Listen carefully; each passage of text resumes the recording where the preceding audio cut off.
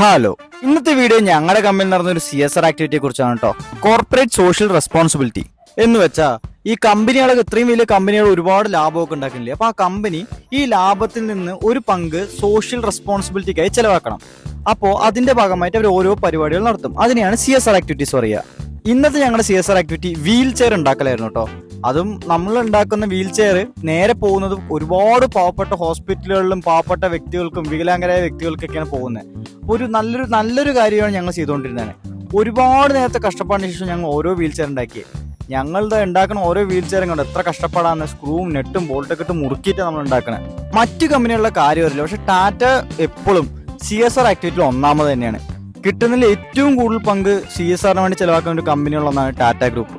അങ്ങനെ ഒരുപാട് നേരത്തെ കഷ്ടപ്പെട്ട് ഞങ്ങൾ ഓരോ വീൽ ചെയർ ഉണ്ടാക്കി കേട്ടോ. ഞങ്ങളാണെങ്കിലും 2 വീൽ ചെയർ ഉണ്ടാക്കി. വീൽ ചെയർ ഒക്കെ ഉണ്ടാക്കി കഴിഞ്ഞപ്പോൾ നല്ലൊരു റിലീഫ് ആയിരുന്നു കേട്ടോ, മൈൻഡിനും മനസ്സിനും ഒക്കെ.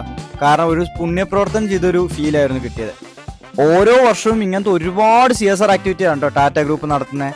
അതിലൊക്കെ പങ്കെടുക്കുക പറഞ്ഞ വലിയൊരു പുണ്യമായിട്ടാണ് ഞാനൊക്കെ കാണുന്നത്. അപ്പോൾ അടുത്ത വീഡിയോയിൽ നമുക്ക് കാണാം. അപ്പോൾ ശരി.